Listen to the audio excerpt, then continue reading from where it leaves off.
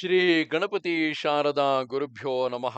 ಯತ್ರ ಯೋಗೇಶ್ವರ ಕೃಷ್ಣೋ ಯತ್ರ ಪಾರ್ಥೋ ಧನುರ್ಧರಃ ತತ್ರ ಶ್ರೀ ವಿಜಯ ಭೂತಿರ್ಧ್ರುವ ನೀತಿರ್ಮತಿರ್ಮಮ. ಶ್ರೋತೃಗಳಿಗೆ ಶ್ರೀ ಅಳಸಿಂಗರಾಚಾರ್ಯ ವಿರಚಿತ ಶ್ರೀ ವ್ಯಾಸ ಮಹರ್ಷಿ ಪ್ರಣೀತ ಶ್ರೀಮನ್ ಮಹಾಭಾರತದ ದ್ರೋಣ ಪರ್ವದಲ್ಲಿ ಕರ್ಣನಿಂದ ಘಟೋತ್ಕಚ ವಧವು ಎಂಬ 180ನೆಯ ಅಧ್ಯಾಯಕ್ಕೆ ಸ್ವಾಗತ. ಮಹಾರಾಜ, ಹೀಗೆ ಘಟೋತ್ಕಚನು ಅಲಾಯುಧನನ್ನು ಕೊಂದು ಆ ಜಯೋತ್ಸಾಹದಿಂದ ತನ್ನಿನ್ನ ಸೈನ್ಯದ ಮುಂದೆ ನಾನಾ ವಿಧವಾಗಿ ಆರ್ಭಟಿಸಿ ಸಿಂಹನಾದ ಮಾಡುತ್ತಿದ್ದನು. ಎದೆಯನ್ನು ನಡುಗಿಸತಕ್ಕ ಆ ರಾಕ್ಷಸನ ಗರ್ಜನೆಯನ್ನು ಕೇಳಿ ನಿನ್ನವರಿಗೆಲ್ಲ ಮಹತ್ತಾದ ಭೀತಿ ಹುಟ್ಟಿತು. ಇದು ಹೀಗಿರಲು ಘಟೋತ್ಕಚನು ಅಲಾಯುಧನೊಡನೆ ಕೈಕಲಿತುದನ್ನು ಕಂಡೊಡನೆ ಕರ್ಣನು ಪಾಂಚಾಲರೊಡನೆ ಯುದ್ಧಕ್ಕಾಗಿ ಹೊರಟು ಅವರಲ್ಲಿ ಪ್ರಮುಖರಾದ ದೃಷ್ಟದ್ಯುಮ್ನ ಶಿಖಂಡಿಗಳಿಬ್ಬರನ್ನು 10 ಬಾಣಗಳಿಂದ ಹೊಡೆದನು. ಯುಧಾಮನ್ಯು, ಉತ್ತಮೋಜಸ್ಸು, ಸಾತ್ವಿಕಿ ಈ ಮೂವರು ಮಹಾರಥಿಕರನ್ನು ತನ್ನ ಬಾಣಗಳಿಂದ ನಡುಗಿಸಿದನು. ಅವರಿಬ್ಬರು ಎಡ ಬಲ ಪಾರ್ಶ್ವಗಳಿಂದ ಕರ್ಣನ ಮೇಲೆ ಬಾಣಗಳನ್ನು ಹೊಡೆಯುತ್ತಿದ್ದರು. ಆಗ ಎಲ್ಲಾ ಕಡೆಯೂ ಮಂಡಲಾಕಾರವಾದ ಬಿಲ್ಲುಗಳೇ ಕಾಣಿಸುತ್ತಿದ್ದವು. ಧನುರ್ಧಾರಿಗಳ ಧನುಷ್ಠಂಕಾರ ಧ್ವನಿಯು, ರಥನೇಮಿ ಧ್ವನಿಯು ಮೇಘಗಳ ಗುಡುಗಿನಂತೆ ಕೇಳಿಸುತ್ತಿದ್ದಿತು. ಜಯಘೋಷ, ನೇಮಿ ಘೋಷಗಳೇ ಗುಡುಗುಗಳು, ಧನುಸ್ಸೇ ಮಿಂಚು, ಬಾಣ ವರ್ಷಗಳೇ ಜಲವರ್ಷಗಳು. ಹೀಗೆ ಆ ರಣರಂಗವು ಮೇಘೋದಯದಂತೆ ಕಾಣಿಸಿತು. ಜಲವರ್ಷವನ್ನು ಪರ್ವತವು ಹೇಗೋ ಹಾಗೆ ಆ ರಥಿಕರ ಬಾಣ ವರ್ಷಗಳನ್ನೆಲ್ಲ ಕರ್ಣನು ನಿರ್ಲಕ್ಷ್ಯವಾಗಿ ತಡೆದು ಅವುಗಳನ್ನು ತನ್ನ ಬಾಣಗಳಿಂದ ನಿವಾರಿಸುತ್ತಿದ್ದನು. ನಿನ್ನ ಮಗನಿಗೆ ಹಿತವನ್ನುಂಟು ಮಾಡಬೇಕೆಂಬ ಆತುರವುಳ್ಳ ಕರ್ಣನು ವಜ್ರ ಸಮಾನಗಳಾದ ತೀಕ್ಷ್ಣ ಬಾಣಗಳಿಂದ ಶತ್ರುಗಳನ್ನು ಕೊಂದು ಕೆಡಹುತ್ತಿದ್ದನು. ಆಗ ಕರ್ಣನ ಬಾಣಗಳಿಂದ ಕೆಲವರ ಧ್ವಜಗಳು ಚಿನ್ನ ಭಿನ್ನವಾಗಿ ಬಿದ್ದವು. ಕೆಲವರ ಅಂಗಾಂಗಗಳೆಲ್ಲ ಬಾಣಘಾತಗಳಿಂದ ಭಿನ್ನವಾದವು. ಕೆಲವರು ತಮ್ಮ ರಥಾಶ್ವ ಸಾರಥಿಗಳನ್ನೆಲ್ಲ ಕಳೆದುಕೊಂಡು ಪರಾಜಿತರಾಗಿ ಓಡಿದರು. ಆ ಯುದ್ಧದಲ್ಲಿ ನಮಗೆ ಉಳಿಗಾಲವಿಲ್ಲವೆಂದು ತಿಳಿದು ಅನೇಕರು ಅಲ್ಲಿಂದ ಪಲಾಯನ ಮಾಡಿ ಯುಧಿಷ್ಠಿರನ ಸೈನ್ಯದೊಳಗೆ ಹೋಗಿ ಸೇರಿಕೊಂಡರು. ಹೀಗೆ ಪಾಂಡವ ಸೈನ್ಯವು ಭಗ್ನವಾಗಿ ಚದುರಿ ಹೋಗುತ್ತಿರುವುದನ್ನು ನೋಡಿ ಘಟೋತ್ಕಚನು ಅತ್ಯಾಕ್ರೋಶದಿಂದ ಸುವರ್ಣ ರತ್ನ ಚಿತ್ರಿತವಾದ ತನ್ನ ರಥವನ್ನೇರಿ ಕುಳಿತು ಸಿಂಹನಾದ ಮಾಡುತ್ತಾ ಕರ್ಣನಿಗೆ ಇದಿರಾಗಿ ಬಂದು ವಜ್ರ ಸಮಾನಗಳಾದ ಬಾಣಗಳನ್ನು ಅವನ ಮೇಲೆ ಪ್ರಯೋಗಿಸಿದನು. ಕರ್ಣಿ, ನಾರಾಚ, ಶಿಲಿಮುಖ, ನಾಳೀಕ, ದಂಡಾಸನ, ವತ್ಸದಂತ, ವರಾಹಕರ್ಣ, ವಿಪಾಟ, ಶೃಂಗ, ಕ್ಷುರಪ್ರ ಮೊದಲಾದ ವಿವಿಧ ಬಾಣಗಳು ಎರಡೂ ಕಡೆಗಳಿಂದಲೂ ಹೊರಟು ಆಕಾಶವನ್ನೆಲ್ಲ ಮರೆಸಿ ದೊಡ್ಡ ಧ್ವನಿಯಿಂದ ಮೊರೆಯಿಡುತ್ತಿದ್ದವು. ಚಿನ್ನದ ಹಿಡಿಗಳುಳ್ಳ ಬಾಣ ಪರಂಪರೆಗಳಿಂದ ಆಕಾಶವೆಲ್ಲ ವಿಚಿತ್ರ ಪುಷ್ಪ ಮಾಲಿಕೆಗಳಿಂದ ಅಲಂಕೃತವಾದಂತೆ ಕಾಣಿಸಿತು. ಎಣೆಯಿಲ್ಲದ ಮಹಿಮೆಯುಳ್ಳ ಅವರಿಬ್ಬರು ಉತ್ತಮಾಸ್ತ್ರಗಳಿಂದ ಹೊಡೆದಾಡುತ್ತಿದ್ದಾಗ ಅವರಿಬ್ಬರಲ್ಲಿ ಹೆಚ್ಚು ಕಡಿಮೆಯೇ ತಿಳಿಯಲಿಲ್ಲ. ಅವರಿಬ್ಬರ ಆಗಿನ ಶಸ್ತ್ರಯುದ್ಧವು ಆಕಾಶದಲ್ಲಿ ರಾಹು ಸೂರ್ಯರ ಹೆಣಗಾಟದಂತೆ ಅತ್ಯಂತ ದಾರುಣವಾಯಿತು. ಆಗ ಕರ್ಣನು ಘಟೋತ್ಕಚನನ್ನು ತನ್ನಿಂದ ಮೀರಿಸುವುದಕ್ಕೆ ಸಾಧ್ಯವಿಲ್ಲದೆ ಹೋದುದನ್ನು ನೋಡಿ ಪ್ರಬಲ ಮಂತ್ರಾಸ್ತ್ರವನ್ನು ಪ್ರಯೋಗಿಸಿದನು. ಆ ಅಸ್ತ್ರದಿಂದ ಘಟೋತ್ಕಚನ ರಥವನ್ನು ಮುರಿದು ರಥಾಶ್ವಗಳನ್ನು ಸಾರಥಿಯನ್ನು ಕೊಂದನು. ವಿರಥನಾದ ಘಟೋತ್ಕಚನು ಥಟ್ಟನೆ ಕಣ್ಮರೆಯಾಗಿ ಬಿಟ್ಟನು ಎಂದನು. ಈ ಮಾತುಗಳನ್ನು ಕೇಳಿ ಧೃತರಾಷ್ಟ್ರನು ಭಯಾತುರದಿಂದ, ಸಂಜಯ, ಮೋಸದಿಂದ ಯುದ್ಧ ಮಾಡತಕ್ಕ ಆ ರಾಕ್ಷಸನು ಅದೃಶ್ಯನಾದ ಮೇಲೆ ನಮ್ಮವರ ಮುಂದಿನ ಆಲೋಚನೆ ಏನಾಯಿತು? ಅದನ್ನು ಬೇಗನೆ ನನಗೆ ತಿಳಿಸು ಎಂದನು. ಆಗ ಸಂಜಯನು, ರಾಜ, ಕೇಳು. ಆ ರಾಕ್ಷಸನು ಅದೃಶ್ಯನಾದೊಡನೆಯೇ ಕೌರವರೆಲ್ಲರೂ ಭಯದಿಂದ ತಮ್ಮೊಳಗೆ ಒಬ್ಬರಿಗೊಬ್ಬರು ಮಾಯಾ ಯುದ್ಧವನ್ನು ಬಲ್ಲ ಈ ರಾಕ್ಷಸನು ಕರ್ಣನನ್ನು ಕೊಲ್ಲದೆ ಬಿಡುವನೆ, ಅದೃಶ್ಯನಾಗಿಯೇ ನಮ್ಮನ್ನೆಲ್ಲ ವಧಿಸದೆ ಬಿಡನು ಎಂದು ಆಡಿಕೊಳ್ಳುತ್ತಿದ್ದರು. ಇಷ್ಟರಲ್ಲಿಯೇ ಹಸ್ತಲಾಘವದಿಂದ ಅಸ್ತ್ರಯುದ್ಧಗಳನ್ನು ಮಾಡಬಲ್ಲ ಕರ್ಣನು ತನ್ನ ಬಾಣ ಸಮೂಹಗಳಿಂದ ಎಲ್ಲಾ ದಿಕ್ಕುಗಳನ್ನು ಆಕಾಶವನ್ನು ಮರೆಸಿಬಿಟ್ಟನು. ಕೇವಲ ತಮೋಮಯವಾದ ಅಂತರಿಕ್ಷದಲ್ಲಿ ಯಾವುದೊಂದು ಭೂತವು ಸುಳಿಯಲು ಅವಕಾಶವಿರಲಿಲ್ಲ. ಕರ್ಣನ ಹಸ್ತಲಾಘವದಿಂದ ಅವನು ಬಾಣಗಳನ್ನು ಬತ್ತಳಿಕೆಯಿಂದ ತೆಗೆಯುವುದಾಗಲಿ ಬಿಲ್ಲಿಗೆ ತೊಡಿಸುವುದಾಗಲಿ ಯಾವುದೊಂದು ತಿಳಿಯುತ್ತಿರಲಿಲ್ಲ. ಅಂತರಿಕ್ಷವೆಲ್ಲ ಬಾಣಗಳಿಂದ ಮಾತ್ರ ಮರೆಸಿ ಹೋಯಿತು. ಇಷ್ಟರಲ್ಲಿಯೇ ರಾಕ್ಷಸನ ಮಾಯೆಯಿಂದ ಕೆಂಪು ಮೇಘದಂತೆಯೂ ಅಗ್ನಿ ಜ್ವಾಲೆಯಂತೆಯೂ ಒಂದು ಭಯಂಕರ ಕಾಂತಿಯು ಆಕಾಶದಲ್ಲಿ ಕಾಣಿಸಿತು. ಆಕಾಶವನ್ನೆಲ್ಲ ರಕ್ತ ಮೇಘವು ಆವರಿಸಿದಂತೆ ತೋರಿತು. ಅದರಿಂದ ಮಿಂಚುಗಳು, ಉರಿಯುವ ಕೊಳ್ಳಿಗಳು ನಾನಾ ದಿಕ್ಕುಗಳಿಂದ ಬೀಳತೊಡಗಿದವು. ಸಹಸ್ರ ದುಂದುಭಿಗಳು ಏಕಕಾಲದಲ್ಲಿ ಮೊಳಗಿದಂತೆ ಭಯಂಕರ ಧ್ವನಿಯುಂಟಾಗಿತು.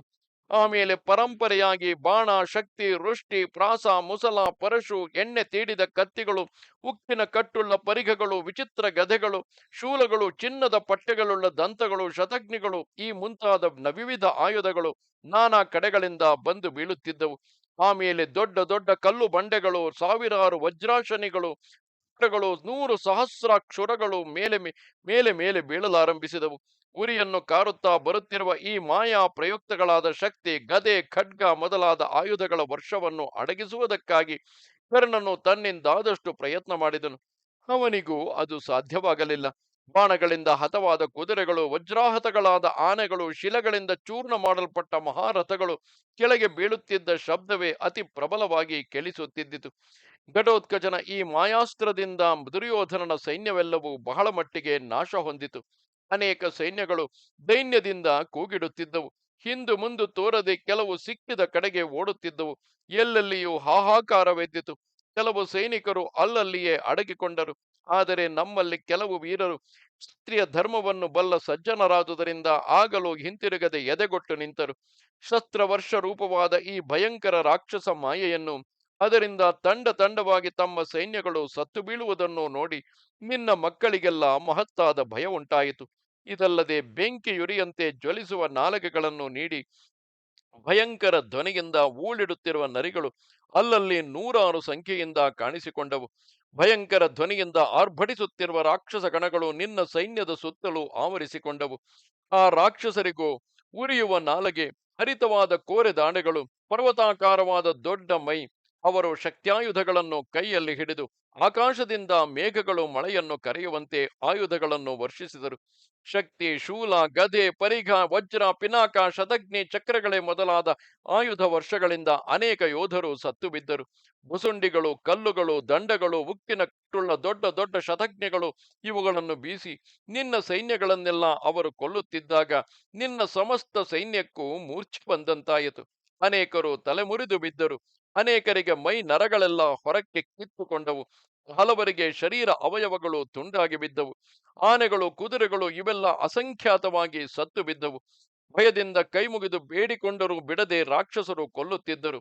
ಮಹಾರಾಜ, ಹೀಗೆ ಘಟೋತ್ಕಚನ ಮಾಯೆಯಿಂದ ಅನೇಕ ರಾಕ್ಷಸರು ಸುತ್ತಲೂ ಆವರಿಸಿಕೊಂಡು ಶಸ್ತ್ರವರ್ಷವನ್ನು ಕರೆಯುತ್ತಿರುವಾಗ ಕೌರವ ಸೈನ್ಯಕ್ಕೆ ಉಳಿಗಾಲವಿಲ್ಲದಂತಾಯಿತು. ಕ್ಷತ್ರಿಯರಿಗೆಲ್ಲ ಅದೇ ಕೊನೆಗಾಲವೆಂದು ತೋರಿತು. ಅನೇಕ ಕೌರವರು ದೈನ್ಯದಿಂದ ಮೊರೆಯಿಡುತ್ತಾ ಓಡಲಾರಂಭಿಸಿದರು.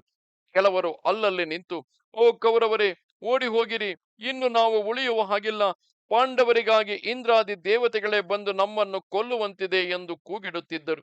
ಹೀಗೆ ಮಹಾ ವಿಪತ್ತಿನಲ್ಲಿ ಮುಳುಗಿ ಹೋಗುತ್ತಿದ್ದ ಕೌರವ ಸೈನ್ಯಗಳಿಗೆ ಸಮುದ್ರ ಮಧ್ಯದಲ್ಲಿ ದ್ವೀಪದಂತೆ ಕರ್ಣನು ಬೆಂಬಲವಾಗಿ ನಿಂತು ಅಭಯವನ್ನು ಕೊಟ್ಟನು. ಹೀಗೆ ಯುದ್ಧವು ಪ್ರಬಲವಾಗಿ ಕೌರವ ಸೈನ್ಯವೆಲ್ಲ ಅಲ್ಲಲ್ಲಿ ಚದರಿ ಹೋಗುತ್ತಿರುವಾಗ ನಮ್ಮವರಾರು ಶತ್ರುಗಳಾರು ಎಂಬ ಭೇದವೇ ತಿಳಿಯಲಿಲ್ಲ. ಬಿಟ್ಟು ಪಾಡಿಲ್ಲದೆ ಸಿಕ್ಕಿದವರು ಸಿಕ್ಕಿದ ಕಡೆಗೆ ಓಡುತ್ತಿದ್ದರು. ದಿಕ್ಕುಗಳೆಲ್ಲ ಶೂನ್ಯಪ್ರಾಯವಾಗಿ ಕಂಡು ಬಂದಿತು. ಆ ಶಸ್ತ್ರ ವರ್ಷಕ್ಕೆ ಕರ್ಣನೊಬ್ಬನು ಮಾತ್ರ ಎದೆಗೊಟ್ಟು ನಿಂತಿದ್ದುದನ್ನು ನಾವು ಕಂಡೆವು. ಆ ರಾಕ್ಷಸನ ಮಾಯೆಯನ್ನು ಅಡಗಿಸಬೇಕೆಂದು ಅವನು ತನ್ನ ಬಾಣಗಳಿಂದ ಆಕಾಶವನ್ನೆಲ್ಲ ಮುಚ್ಚಿದನು. ಅಂತಹ ಭಯಂಕರ ಸ್ಥಿತಿಯಲ್ಲಿಯೂ ಎದೆಗುಂದದೆ ಆ ಸೂತಪುತ್ರನು ದುಷ್ಕರವಾದ ಕಾರ್ಯವನ್ನು ನಡೆಸುತ್ತಿದ್ದನು.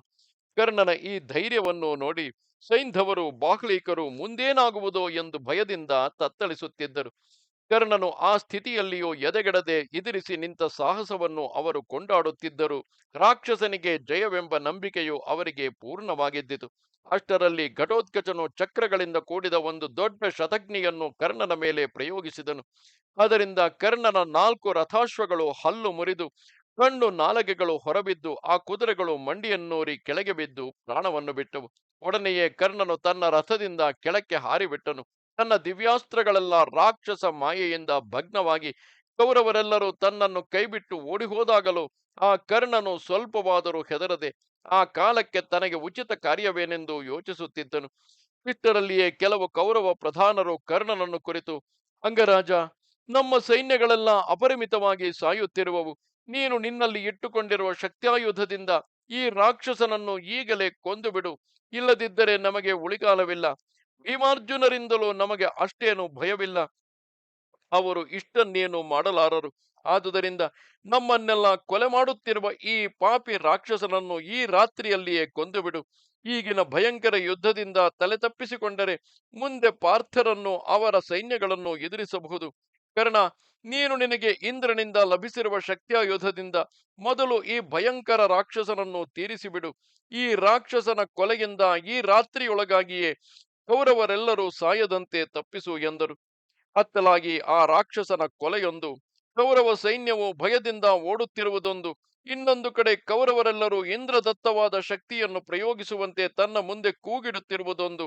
ಇವನ್ನೆಲ್ಲ ನೋಡಿ ಕರ್ಣನು ಬೇರೆ ಉಪಾಯವೇನೂ ತೋರದೆ ಆ ಘಟೋತ್ಕಚನ ಮೇಲೆ ಶಕ್ತಿಯನ್ನು ಪ್ರಯೋಗಿಸುವುದಾಗಿಯೇ ನಿಶ್ಚಯಿಸಿಕೊಂಡನು.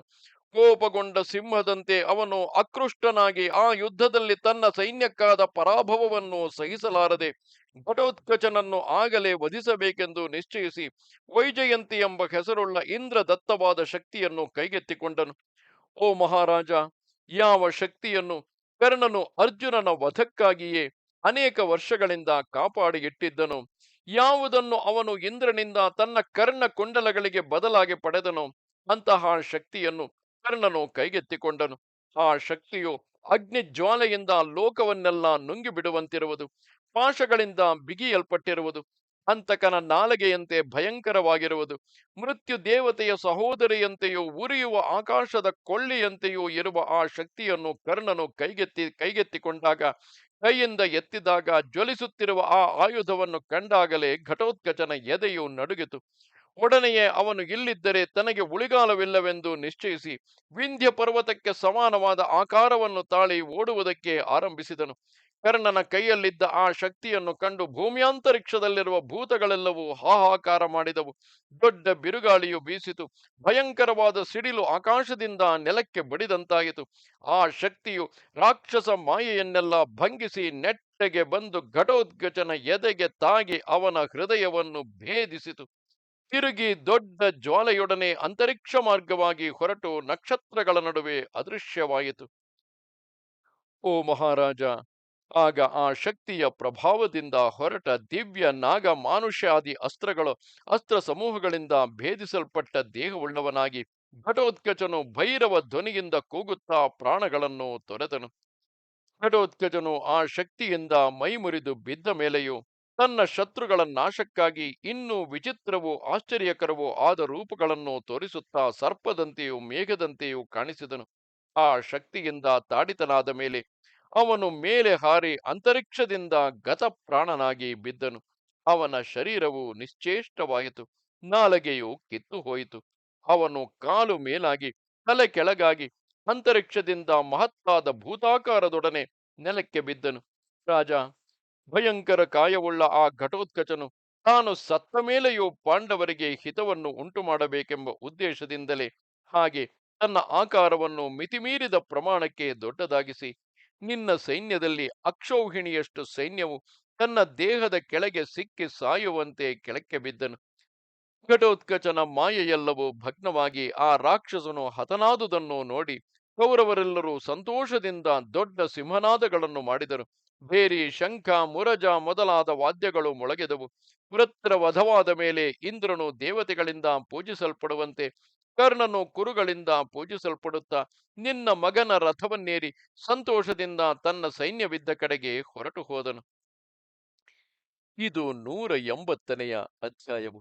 ನಮಸ್ತೆ ಶಾರದೆ ದೇವಿ, ಕಾಶ್ಮೀರ ಪುರವಾಸಿನಿ, ತ್ವಾಮಹಂ ಪ್ರಾರ್ಥಯೆ ನಿತ್ಯಂ, ವಿದ್ಯಾದಾನಂಚ ದೇಹಿಮೆ.